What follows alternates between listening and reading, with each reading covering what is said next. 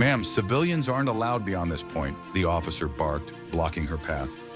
Dressed in a plain bomber jacket, hair tied back in a simple ponytail, Emily, 29, stood silently at the gate of the elite Air Force training facility. Her soft features and quiet demeanor made her easy to overlook, but not today. She held tightly to a worn letter in her hand, an official rejection. "I just want to speak to the commander," she said, her voice calm. The officer scoffed. You're not even a cadet. What are you flying? Paper planes?" A few young male trainees nearby chuckled. Emily's eyes didn't waver. "I built an F-47 Thunderbolt. Myself. It flies."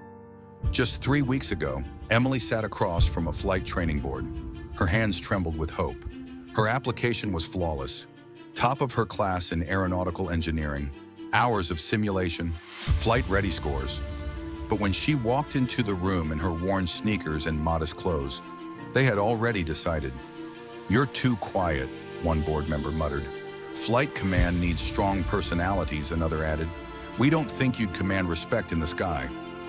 She walked out without a word, but she didn't walk away. She went home to a dusty old hangar on the edge of a forgotten airstrip, a place she inherited from her late father, a retired test pilot.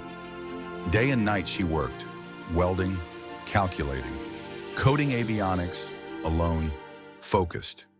Neighbors heard the whirring of drills and saw the flash of sparks at midnight. She sold her car for parts. She slept next to her tools. And after 18 sleepless days, her F-47 came to life. Back at the gate, the officer laughed again. "Right, and I'm Amelia Earhart."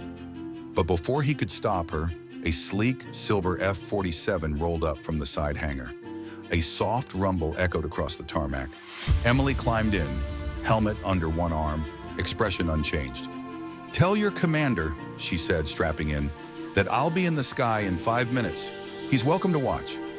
Inside the control room, Commander Rawlins, a stern-decorated veteran, squinted at the radar. "Is that an F-47? We don't have anyone scheduled." "It's that civilian woman, sir. She built it herself." Rawlins raised a brow. "She what? Should we call security?" "Number, I want to see this." Emily taxied down the runway. Trainees and officers gathered, some with smirks, some with confusion. And then she took off, not just up, but vertical. The roar of her engine silenced every laugh. She cut through the sky like a blade, looping, rolling, performing aerial maneuvers that most cadets wouldn't dare attempt in simulators. Her father once told her, "The sky doesn't care how loud you are. It only listens to how well you fly." And today, the sky listened. She climbed higher, then dove, fast, furious. The F-47 screamed downwards, then, in a blink, pulled up, performed a perfect knife-edge pass over the viewing deck, close enough to blow hats off heads. Silence, then applause. Even Rollins stood, his voice soft. That was precision. As Emily landed and stepped out of the cockpit, her boots touched the ground to stunned faces. Commander Rollins approached her. "That was one of the best flights I've ever seen." She didn't say a word. He nodded. "Report to my office tomorrow morning. We need people like you training our future." A stunned trainee whispered, "She's the quiet one they rejected?" Another replied, "Not anymore." Emily didn't raise her voice. She raised the standard.